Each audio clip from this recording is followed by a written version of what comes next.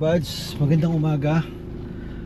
Ngayon, to, may mga nakita kasi ko na may mga nag-message din sa akin before na nagtatanong kung paano or ano ba yung mga tips or infos na pwedeng may share kapag naghahanap ng second hand or used car na unit. So ngayon, ito, hindi tayo mechanic, hindi tayo expert, pero may mga clients and relatives naman na tayo na hanapan ng second hand na unit, and so far wala namang reklamo or wala namang naging problema. In fact, nagtatanong lang sila pagka may mga simple things sila na kailangan, like registration, transfer, ano yung magandang langis, ano yung magandang ganito. So parang kung sa brand new, parang nag-aas lang sila for after sales, ganun.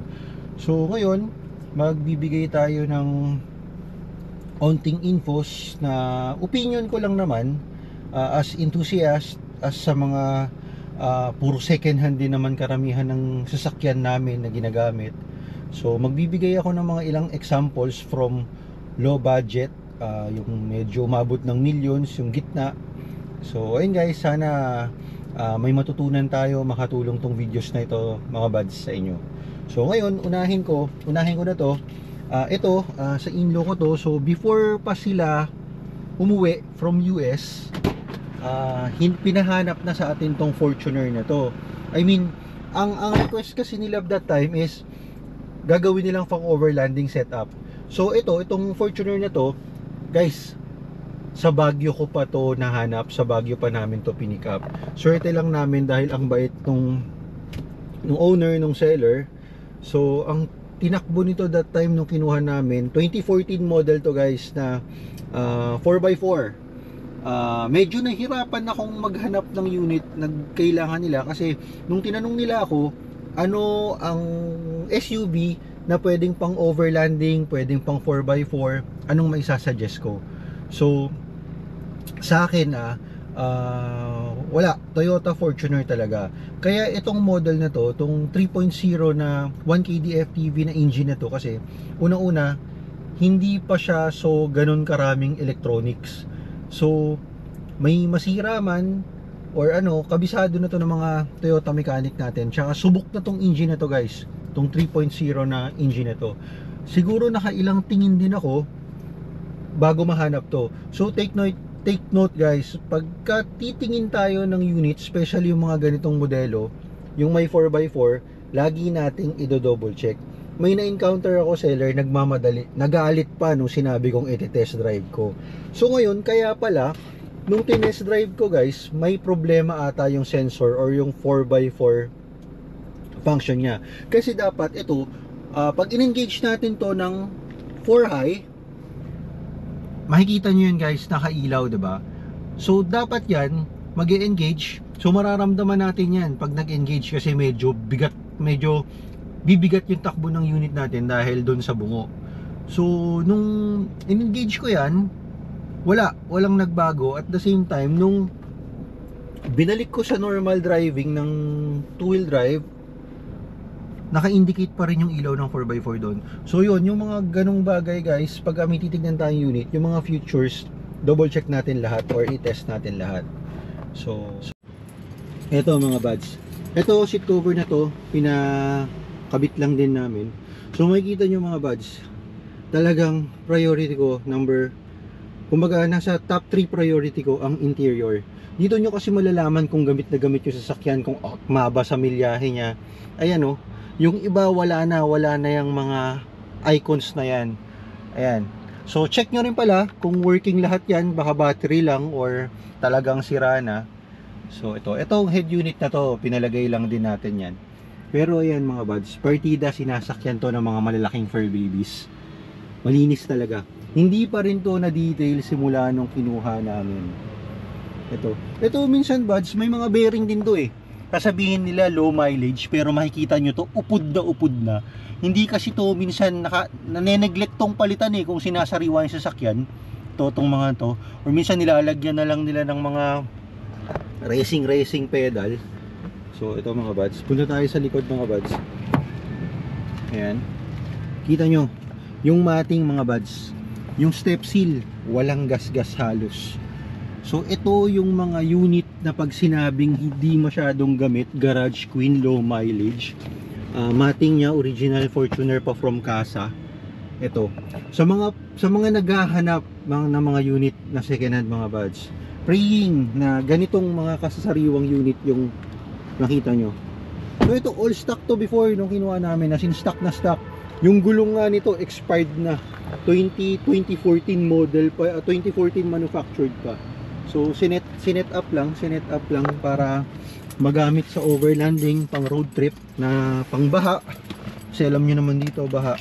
So ito, yan pala. So dapat yan iilaw lahat, especially yung tong check engine. Kung wala kayong dalang, yung sa mga ganitong unit, mas maganda may OBD na tayo para malaman natin kung totoo yung mileage. Pero nga kung ganito naman kasariwa, kung ganito yung interior, may maniwala naman na tayo, lalo na kung yung seller is mabait, mapagkakatiwalaan. So yan, dapat yung mga yan mawawala pagka in-start natin yung sasakyan. Ang may iwan na lang is this one, kasi naka-handbrake tayo. So ayun. So ito, tong Fortuner na to, sobrang bait ng previous owner. Yung Starex na yon, sobrang bait din ng previous owner. So sobrang swerte lang nung time na naghahanap tayo ng mga unit. So yun mga buds, sana nakatulong tong videos na to.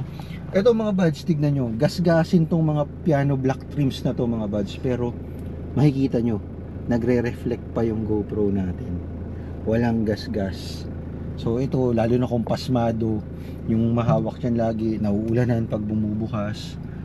So ayun mga buds. So mga buds, ano nga ba yung una nating tinitignan pagka titingin tayo ng used car? Siyempre, physical na anyo. Kung chicks, pogi, doon ka lang naman magkaka-interest, 'di ba? Pagka nagustuhan mo yung physical looks niya. So ngayon, pag titingin tayo ng unit, ma-attract ka. Pagdating doon, makikita mo, magugustuhan mo. Bihirang-bihira yung sobrang flawless na sasakyan. Tulad nito, nakuha namin to, all stock to guys, all stock. As in ito, walang pintas to nung nakuha namin. So ngayon medyo nagagamit na pang overland, pang araw-araw. Medyo may mga battle scars na. Pero ito sa lahat ng used car na kinuha namin, totally walang gasgas. So ito yung example number 1 na talagang makinis, wala kang papaayos. Sobrang inalagaan ng seller. So ultimo yung bagsak ng pinto, grabe. Ito naman guys, sa Olonga po ko to nahanap. So ito personal natin to. Nung nakakita ko to, guys, kumaga itong unit na to, nakailang tingin ako ng Fortuner na 4x4 from 2006 model to 2014 model. Basta yung 1 KD-FTV na engine. So nakailang tingin ako nito. Ito guys, nung tinignan ko to, nagkaroon ka agad ng spark. Parang sa asawa ko, unang tingin ko pa lang, mahal ko na. So ito guys, ito may mga battle scars to nung binili namin. So minor lang naman, so hindi na para madismaya ka eh. So mamaya explain ko bakit ko na purchase namin. Kahit ayan, nung nakuha namin to talagang may mga gasgas na. Pero the whole body, lata. So yun pa pala, double check nyo kung walang bangga yung sasakyan. Check nyo yung mga chassis. So ito, tong gasgas na to, ako na may kasalanan yan dahil sumabit ako sa gate. So upon check, pagdating doon, una kong tinitignan is yung makina. So sana kung mare-request nyo nga, katulad dun sa isang clip natin sa video na to, kayo yung mag-start habang malamig yung makina. So una kong chine-check, syempre visual inspections nyo, mga langis, kung may tagas ba, kung yung mga consumables natin meron, engine oil, ATF, kung automatic, brake fluid and everything, yan, double check nyo lahat yan. So magpa-follow up na lang ako nitong video natin pagka nabili na natin yung unit na yon. So after sa engine guys, titignan nyo ngayon yung tires. Kung makapal pa, kailangan palitan kasi kahit papano dyan, pwede tayong makipag-negotiate ng discount eh. So battery din, ganun din kasi mahal din yan. So sa case ng unit na to, wala akong choice kasi kakapalit lang ng seller, kakapalit lang nila sir.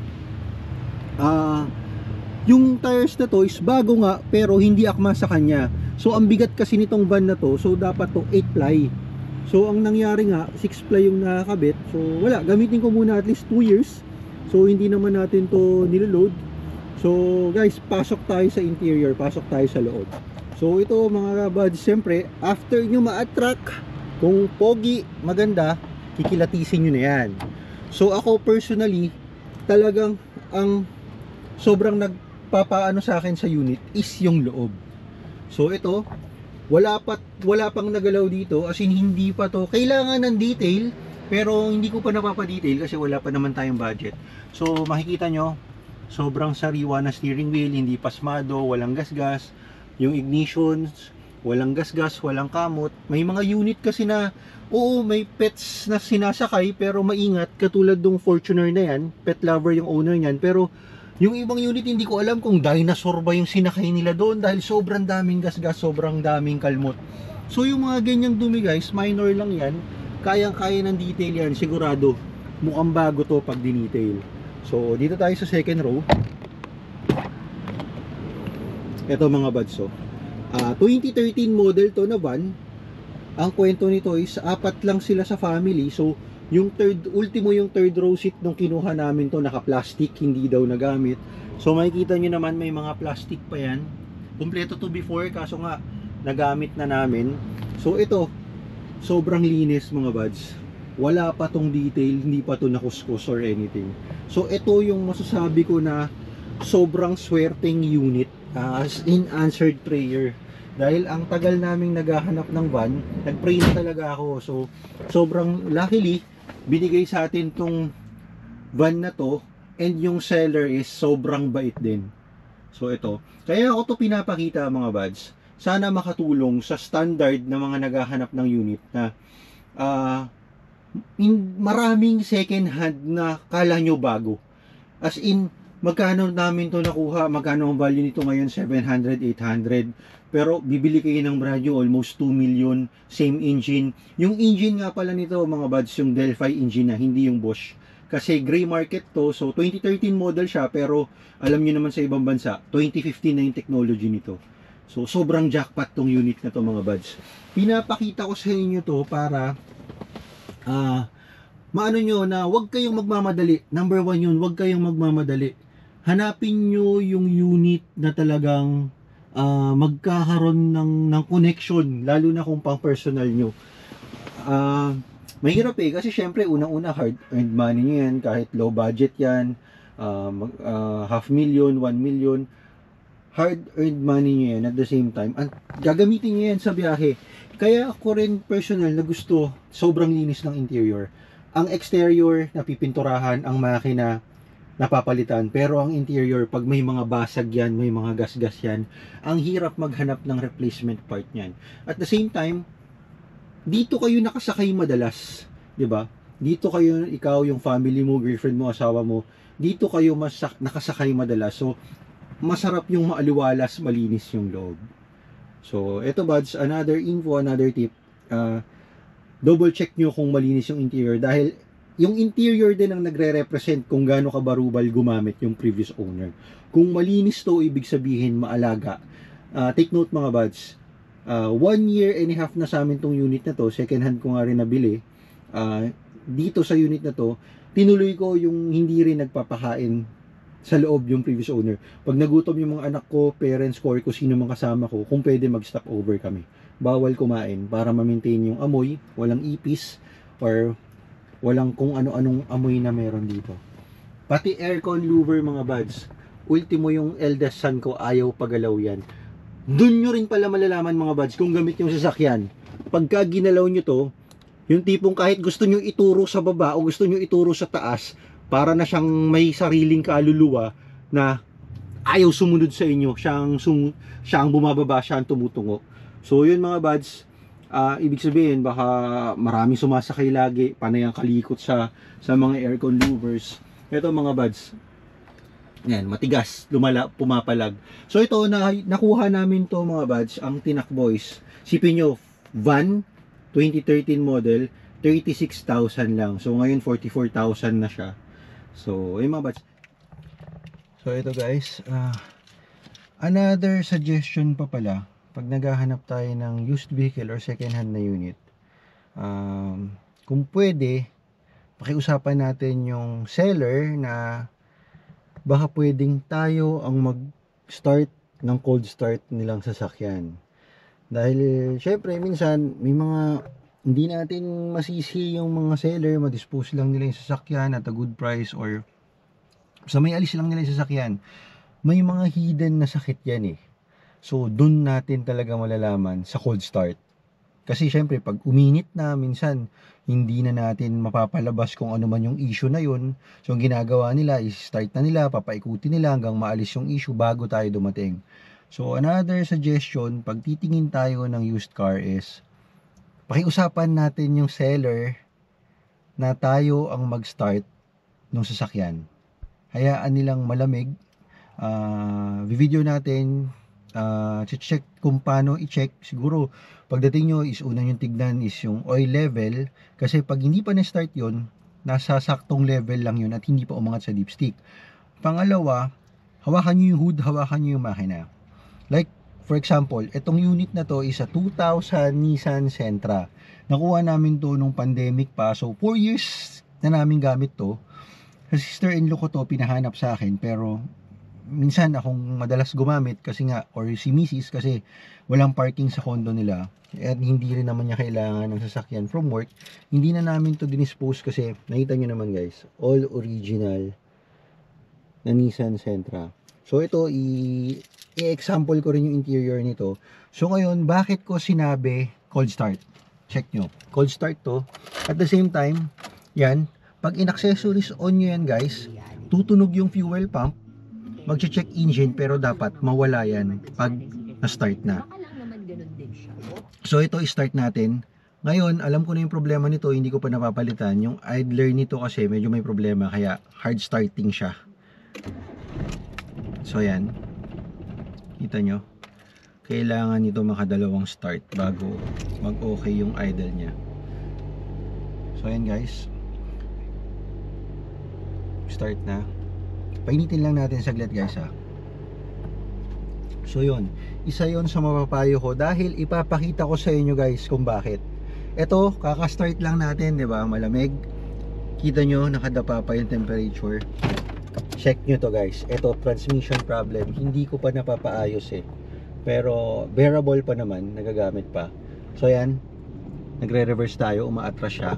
Pero once nilagay nyo yan guys sa drive, walang engagement yan.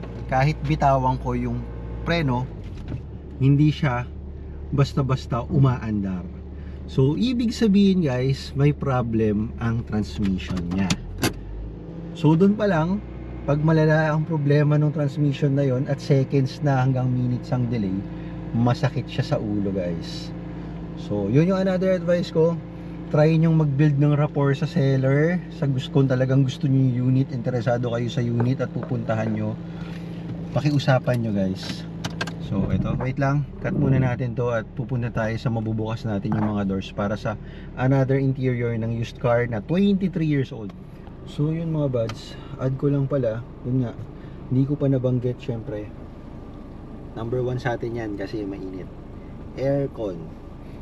So check nyo kung yun nga, gumagana yung thermostat, yung fan. So 1, 2, 3, 4, dapat okay lahat. Walang amoy yung buga ng vents ng aircon, kasi kung medyo maasim na yan or may mabantot na amoy, well, abangan nyo ng may problema ang cooling system nyan. Mostly pag ganon, evaporator butas na or pabigay na. So syempre marami sa unit, lalo na pag mga medyo may edad na, ganitong modelo, 2000 model, 2001 to 2005, kung yun yung budget natin, kung yun yung hinahanap natin, sinasabi nila kulang lang sa freon whatsoever. Guys, kung makakapagsama tayo ng technician, magsama tayo. Kasi kung ikaw gagamit ka ng auto na walang aircon dito sa atin, di bali nang mag-scooter na lang ako, mag-motor na lang ako, mag-jeep na lang ako, mas presko. Honestly guys, di ba? Sipin nyo, drive kayo, pamasok, makikipag-date kayo, pawis na pawis kayo dahil walang aircon yung sasakyan, mainit talaga. Mas mahangin pang sumakay sa jeep na maluwag na hindi siksikan or gumamit ka ng scooter sa bilad na araw na presko ang hangin kaysa gumamit ka ng sasakyan na sira ang aircon. So magastos ang aircon, brothers. Compressor, evaporator, condenser, hindi natin alam kung anong may problema dyan. Blower, electronics, kung electronic at modelo yung mga sasakyan nyo, yung control ng aircon, masakit sa ulo. So kung sinasabi nilang free yun lang at interesado kayo sa unit na yun, dahil sariwa naman, loob labas, pangilalim, transmission, aircon lang talaga ang problema, pa-check nyo na kaagad sa technician bago nyo bayaran, para at least sa harap ni buyer, ay sa harap ni seller, magkaroon na kayo ng negotiations. So yun lang guys, another tip na sana makatulong sa mga future used cars owner o sa mga naghahanap. So ayun nga guys, dito naman tayo sa isa pang advice. Ang isa sa pinaka-importante pag naghahanap, tumitingin tayo ng used car ay test drive. So ngayon as buyer naman, kung sa unang tingin, parang sa tao, unang meet up nyo ng liligawan mo is hindi na kayo nagkaroon ng spark, hindi mo type, physically pa lang, or pag-inspect mo, upon visual inspect, hindi mo na trip yung sasakyan, guys, wag na nating sayangin yung oras ng bawat isa. Yan yung isa sa pinakamahirap, yung parang graceful exit na sinasabi, na hindi ka nakaka-offend, hindi ka nakakabastos, magpapaalam ka in a way na maayos, na hindi mo trip na yung sasakyan i-test drive. Ngayon, kung pagtingin mo may spark, okay sa'yo, interesado ka sa kanya, interesado ka sa unit, yun na, test drive. So mas maganda pag sa picture pa lang alam mong medyo magugustuhan mo, mahi-coordinate na tayo sa seller ng talagang free time niya. Kasi hindi biro at hindi minamadali ang test drive. Dahil isa yan sa magiging basis mo talaga kung kukunin mo yung sasakyan o nagustuhan mo yung sasakyan. Sa akin, kung automatic, dapat walang shift shock. So pag cambio mo, walang kalabog. Pag umaandar ka, smooth lang siya. Sa manual naman, walang garalgal, smooth lang din, kada pasok ng cambio. Then double check nyo rin kung functional lahat, kung automatic. So neutral, drive, dapat yan kakagat na agad. Yan, andar tayo. Second gear, first gear, so dapat lahat yan gumagana. So kung may hindi gumagana dyan, baka naman sensor or minor lang or may major nga, dyan ka mag-iisip. Kung dyan kayo mag-uusap ng seller, kung talagang interesado ka na sa sasakyan, tatawad kung mapapaayos mo. Well, kung hindi, syempre, kung madidismaya ka kasi nga may problema, punta ka na sa pangalawang unit na titignan mo, pangatlong unit. Ngayon sa test drive guys, ako kasi pag nagti-test drive, talagang pinifeel ko yung sasakyan. Yan, tulad yan, dumaan tayo sa humps, pang ilalim, transmission, gaano ka pino yung makina. Although pag in-start yan, doon tayo sa isang clip, ano rin natin yan sa engine bay, kung ano yung mga sinisilip, ano yung pinapahinggan. So dito tayo sa loob, sa cabin. So again, this is a 20 years old vehicle. So wala kayong masyadong maririnig kalampag, mga tumutunog sa sidings, as in wala. Ayan, humams tayo, wala. So transmission dapat sobrang smooth. First, second gear, third gear, kakambyo. Then ngayon, paalam kayo kung pwede nyo medyo birahin ng onte. Syempre, makikiusap kayo sa owner, kasi baka naman mamaya ma-offend. Tulad ko, maingat naman tayo sa sasakyan. Talagang kahit maliit na lubak, hinihintuan natin. Pero para nga, since bibili natin or interesado tayo sa sasakyan, para malaman kung may papaayos, syempre para makatawad or ano nga ba yung kailangan ipaayos, medyo test talaga natin yung unit. Ilubak natin, medyo hataw-hatawin natin. Tapos another advice pa pala guys, kasi before nakakuha ako, naging personal service naman namin yun for about 9 years. hindi sinabi nung seller na may problema siya sa steering. So nakuha namin yung unit, ako na nagpagawa. Medyo mabigat din yung pinagawa natin. Another advice, pag kumukuha kayo ng mga power steering na unit, kung wala namang tagas doon sa steering pump natin, wala rin tayong nakitang tagas sa ilalim sa rack and pinion, magmaniubra tayo somewhere na talagang isasagad natin yung steering kaliwat kanan. So pag may umugong, may lumagutok, may tumunog, may squeaking sound, well, may problem yan. That's the time na pa-check nyo sa mekanikong kasama nyo, i-check nyo or tanungin nyo sa seller kung bakit ganun, kung talagang matagal niya nang ginagamit yung auto. So ayun guys, yun lang mga buds.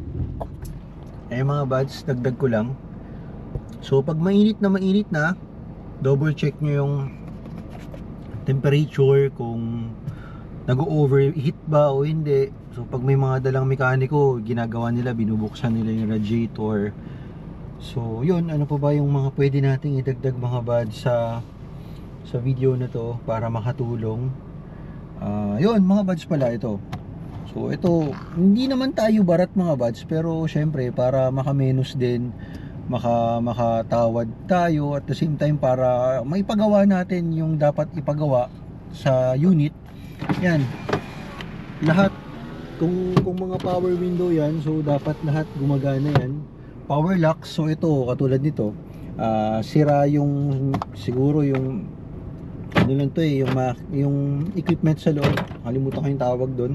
So yan, nagla-lock, nag-a-unlock, pero itong driver side is kailangan manual. Then yung pa pala, lagi tayong mag-iiwan ng extra na budget. For example, ang budget natin 300. As much as possible, ang kunin nating unit kung sasagad tayo is 270, 280. Yung matitipid natin or yung madi-discount natin dun sa budget natin na for example 20,000, kailangan yun mga buds, kasi pagkuha nyo yun ng unit, sigurado may mga papalitan na kayo. Gagawa ako ng follow-up video again pag may free time, para dun sa pag nakuha nyo na o na-acquire nyo na yung bagong bilhin yung second hand na kotse. So yun mga buds, yun lang.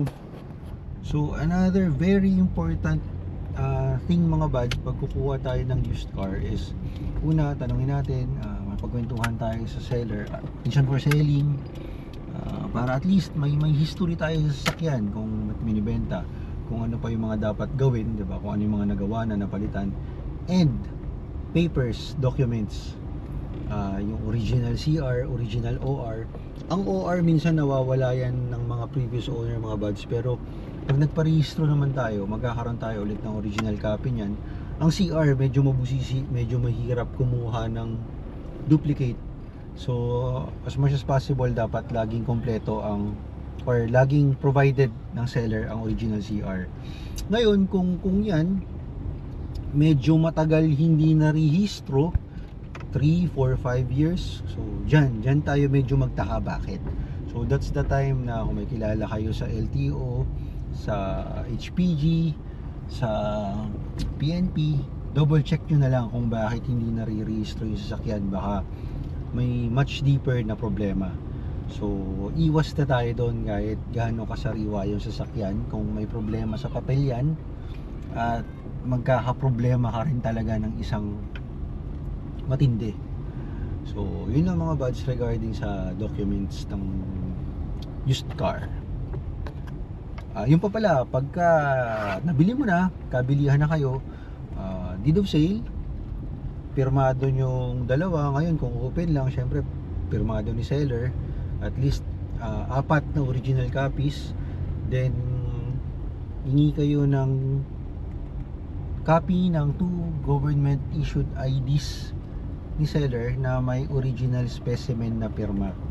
Kung hindi naman nakakahiya, di ba, tigalawang original copies na hingin nyo, para pag na-misplace na wala nyo, siguro naman hindi nyo mawawala ang mga importanteng files. Ano lang, for emergency lang. So yun mga buds. What's up ulit mga buds? So kanina may dalawang unit tayo na sinample. So ito yung unit na mas na feature dito sa video na to, sabi ko nga, this is a 23 years old car. 4 years na sa amin to since nabili. So ikutan lang natin, mabilis. Nakuha namin siya ganito, original paint, as is pa yan. Onting car wash lang. So yan. Another thing pa pala mga buds, huwag tayo magpapabudol sa mga abubot na nakakabit sa sasakyan. Sabihin nila formado, etc. Mas maganda pa rin kumuha ng stock na sasakyan, lalo na kung mahilig kayo mag-setup. At least team nyo yung sarili nyong gagawin. So yun pa, ako pati sa emblems mga buds, sobrang gusto ko kompleto. Dahil may mga ibang unit na ang hirap maghanap ng emblems. Mas maganda kompleto yung mga emblems, yung mga side strip kung meron. Ayan, yung gulong nito mga buds, luckily nung kinuha namin to medyo bago pa yung harap.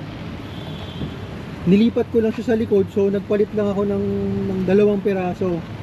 So ayan, paikot. Nakikita nyo mga buds, partida wala tong bubong sa garahe kahit sa amin ngayon. So ayan, pasok tayo sa loob mga buds. So ayan mga buds, sabi ko nga napaka-mitikuloso ko sa interior ng sasakyan. So kahit 23 years old na to mga buds, kita nyo naman sa previous owner kung gaano na alagaan. So ngayon tinutuloy lang din natin bigyan ng TLC. Siyempre kahit naman sino, di ba? Pag minahal nyo, mamahalin din kayo niyan, naalagaan din kayo niyan para mga sawa natin, ganun. So pati carpet nito mga buds.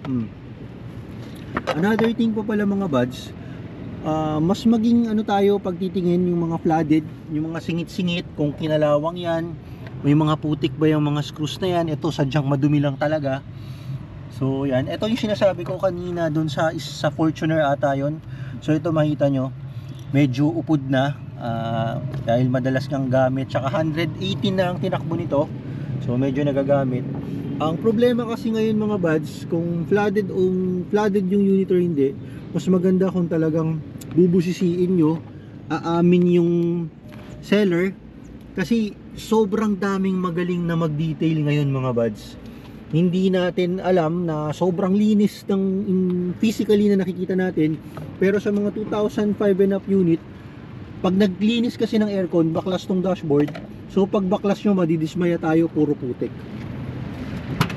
So ito, sa backseat mga buds, kita nyo naman, step seal nya, hindi masyadong gasgas.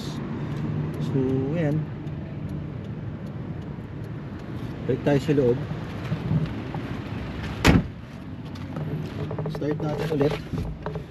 So hanggang dito na lang mga buds.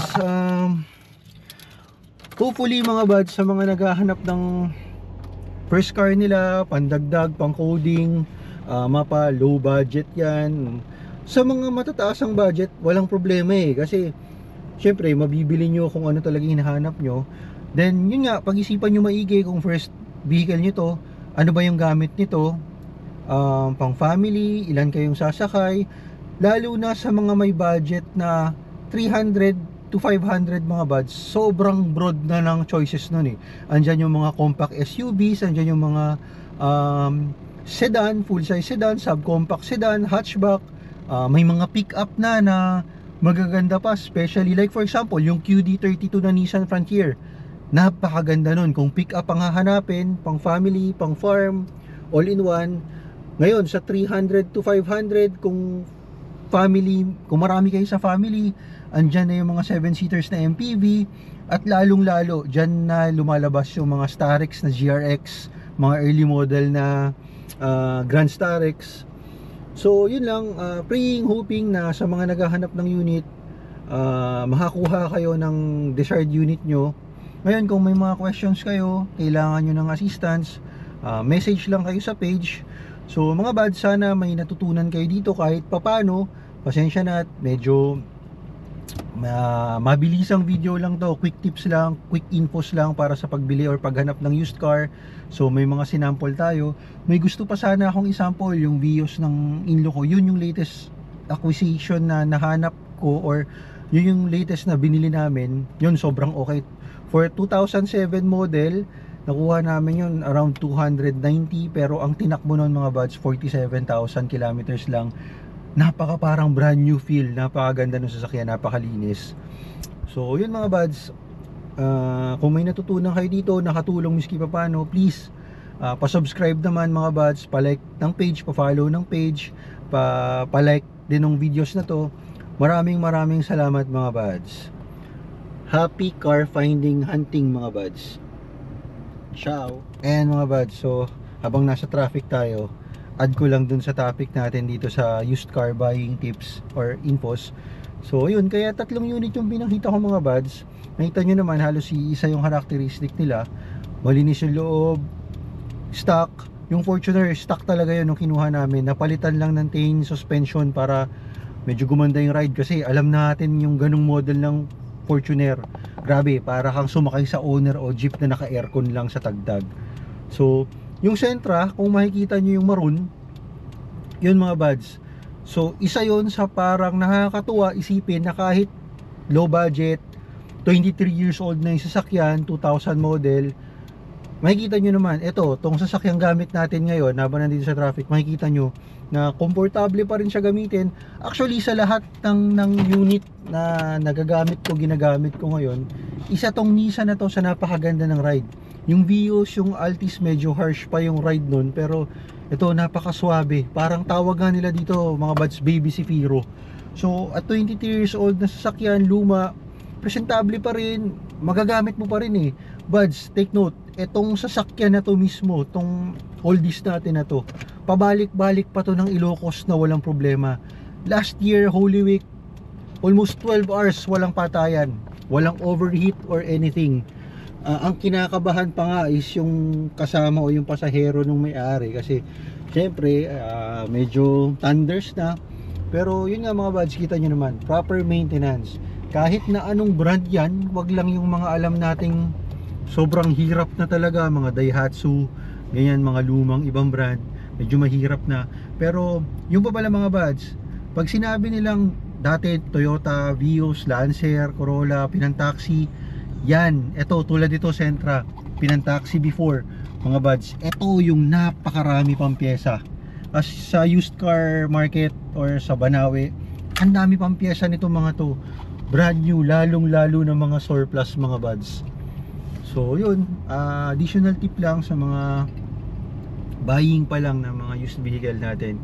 Kaya lang nasama talaga to naging highlight to si Sentra dito sa video na to, kasi yun nga, para mapakita na hindi nyo kailangan ng modelo, hindi nyo kailangan ng sobrang mahal, lalo na yung mape-pressure kayo na ito lang yung budget ko, makakabili ba ako ng unit.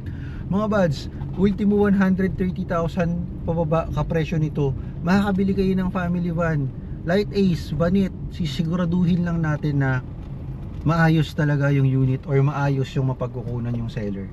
So that's all mga buds, ciao!